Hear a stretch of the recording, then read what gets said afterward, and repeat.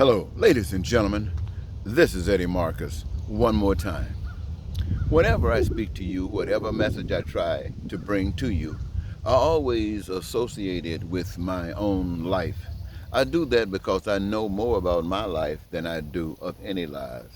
And I know how important my life is when I compare it to the situations that avail themselves within my life. And I try to be pretty fair about that by judging all lives as I judge my own. And so it offers me an occasion to feel pretty comfortable in my assertions without feeling that I need to apologize. So here again, when I speak of my own failures and shortcomings and successes, to me I speak of yours as well. Right now, we're talking about situations that we have to avail ourselves to in life, whether we're going to enjoy this life, whether this life is going to be meaningful to us, or if it's going to be a lodestone that's to drown us and take us from all of those things that we have aspired throughout our eternity. And so, what am I saying? I'm saying, look at our living situations, ladies and gentlemen. Housing, for instance. Me, I assert myself as a poor man, basically meaning I don't have access.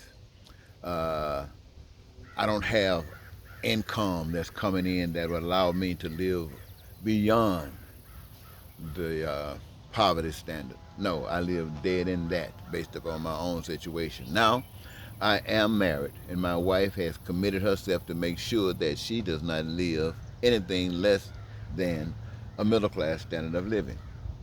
This is because this is where she has been trained. This is the level, this is where she has aspired to be able to live within the United States of America, its economic system at a level no less than middle class. Me, well, I had that dream too, almost to live beyond that. But I had a rude awakening. And so my life's ambition is to see all of us live our dreams. And in so doing, I had to walk as that. Now, I admit that though I do live personally at a level that's below the poverty level, I'm riding on the backs of others that's trying so hard. And it's not even fair. But the only thing that allows me to do it is not that I'm sitting on my butt, because I work more perhaps than any of you. I work around the clock. Even when I'm not on the clock, I'm working because my mind is contemplating ways to get you to see, to wake you up so you can start living and free yourselves from this bondage and hell that we've been locked to ever since we come into this baby. You see, ladies and gentlemen, you've heard everything, and you go with anything except the truth. The truth, my friends, the truth that you yearn for, the truth and the hopes that you have asked on your knees a living God to deliver you from and others too. And your prayers, when come back to you, if it doesn't come back to you as you expected them to, as you wanted them to, then you reject it as an answer. It's something like those who have said that the Jews rejected Jesus Christ because they expected him to come down to save them, to liberate them.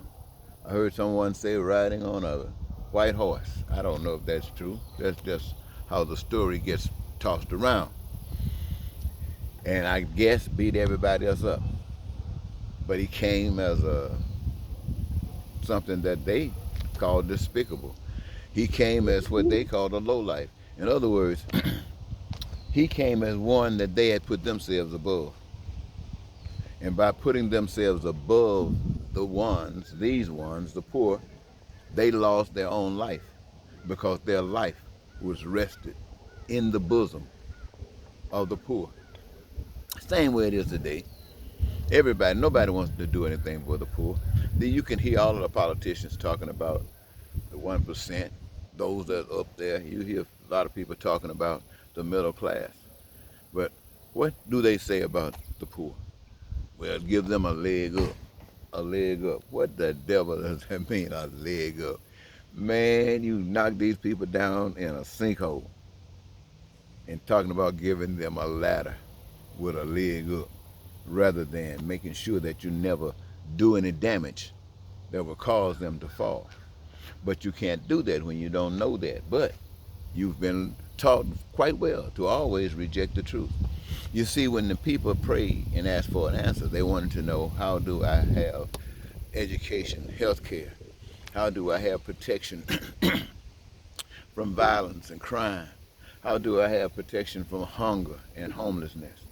And when the answer came, they didn't want that because they wanted the answer that some preachers teach: plant $1,000 seed and watch God wake up off his bed and send you a blessing. You got people out there who will write $1,000,000 check, giving it to charity because somebody told them that God would bless them. Well, these are people who have been taught that God is capitalism. God is what they call quid pro quo. They've turned God into that. And they accept this. But the truth that says that there are no people above or below any other people, that all people have the same mechanisms for existence, the same requirements for survival, prepared for by the giver, that each one who benefits can participate, making them eligible for whatever of the created resources and goods and services that exist by the hands of man, they have part ownership in, of, to access when they need, want, or desire. Plain as daylight. Good old sweet God. The only power you can't see, but you give your allegiance to it because you know they exist. The earth exists because of a power you can't see. Your existence, human existence, exists because of a power you can't see. You come up with all kinds of things, big bangs, evolution. You come up with, you name it, and they have claimed it. But one thing you want to resist is that there's a power that you can't see that's responsible for it all. You say, hell no, you're not going to buy that. So you sit on the throne. Everywhere, all over the earth, you sit on the throne. It doesn't matter what color you are. In some places, you sit on the throne, you're white. In some places, you sit on the throne, you're black. Some places, you sit on the throne, you're all the colors in between. And you might have different philosophies and theologies about all of the stuff that exists that is really the interest of humankind. So wherever you are, you're going through the same processes. And you are all rejecting the truth, the invisible power. No, you reject it totally. Before you accept the invisible power, you will kill everybody that rejects an individual. You, and that individual just might be you who authorized the killing. You'll kill everybody before you accept the fact that there's a power that you can't see that's above either a human being or a group of human beings or a race of people. That's what'll happen. But the truth of the matter is that I have been sharing with you the truth. People have come before you lying, cheating, stealing, killing, terrorizing, causing insurrections, doing everything. And you jumped on it, financed every figment of it, put your life blood on it, willing to kill for it. And the simple things that I have shared with you, you have not attached any of that to you. And I haven't asked you for one penny, and you haven't given me one penny. And why haven't I asked you for one penny? Because the truth is not of me. This is not my truth. This is the Spirit's truth to all humankind. And it is not mine to sell. Plus, you can't sell the truth. So I have to give it to you. So no one would have the excuse, I was broke. No, it's come to you freely. So when you say, well, I put my faith in money, you're telling the truth. But it didn't serve the purpose of life. And so that judgment is with you and that power I can't see. My information is what qualifies to live here on this earth as in heaven. I'm telling you that again. They say hundreds of millions of you. No, maybe 75, not maybe hundreds of millions, but at least 75 million. Ooh, I better bring that number way down. Plane probably got me. At least 70, between 70 and 75 million of you wanted Donald Trump. A thieving, lying, no good human being whatsoever. But 70 million people of this country who have been taught, well, a lot different than a lot of other people. Whew, they've been taught different. But they still want Donald Trump.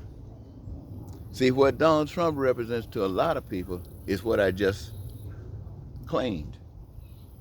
And there are 75 to 80 million who wants the proposals that's advocated by the Democrats. Now, the Republicans, Trumpism, and the Democrats leave, even though the Democrats are trying to do so much, they're trying to show themselves to be such a good party. They're trying to show up how evil and ugly the Republicans are, especially following down the trails of Donald Trump. And they're trying to make themselves look good.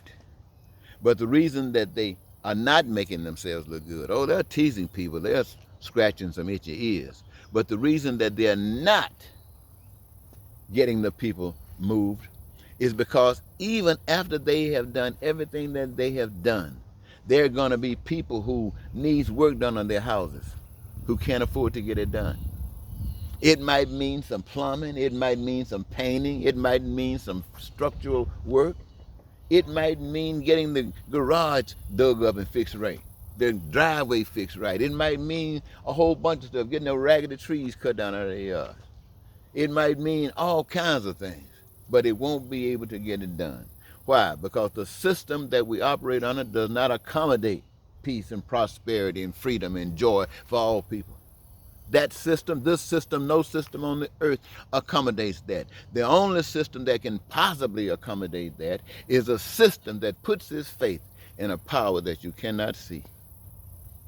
But believing that what is being done is exactly what that power wants. And there's no shame in the game because it's offering no pain and no suffering to anyone but life to all.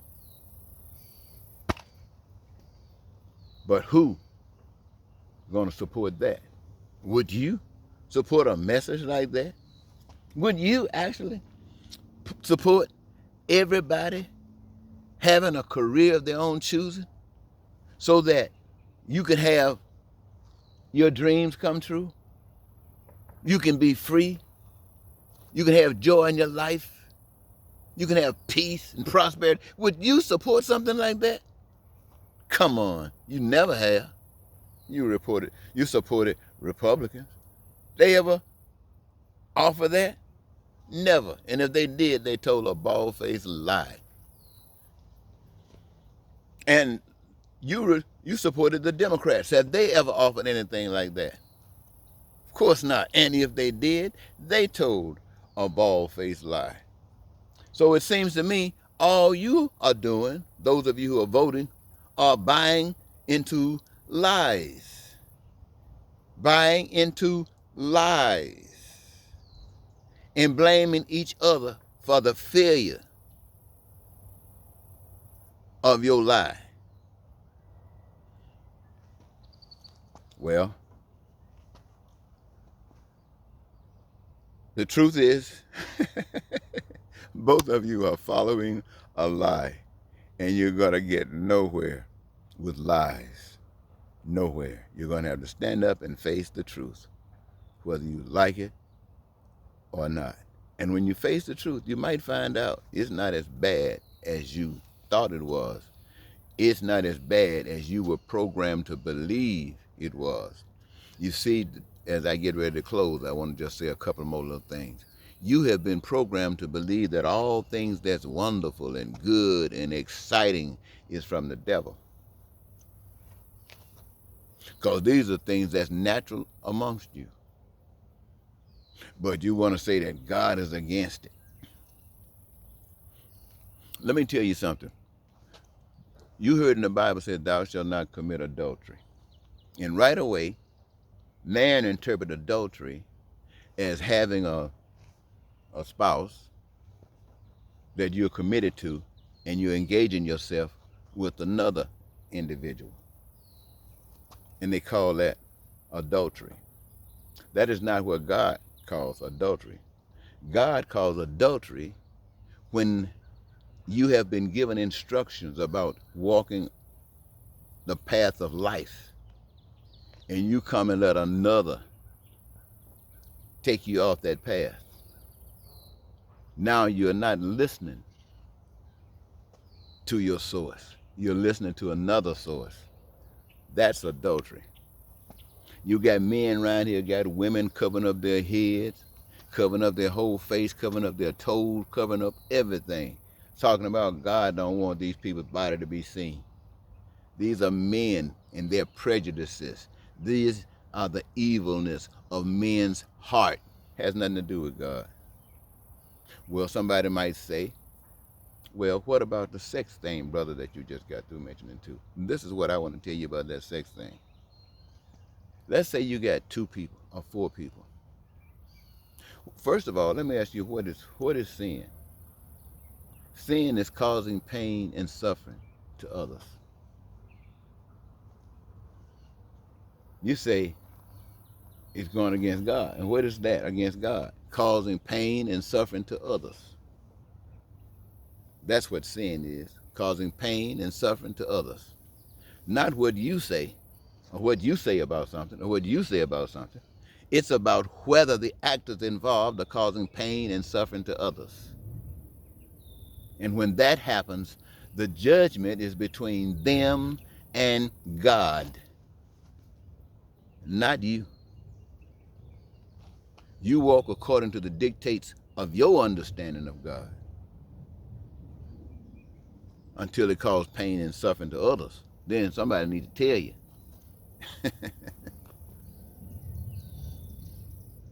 But otherwise, you take care of the things that you are supposed to take care of and leave the rest judgment to God. I'll leave it there, ladies and gentlemen. I think I said a mouthful. Until next time, this is Eddie Marcus, pissing a lot of you off and saving a lot of you. Till next time, goodbye.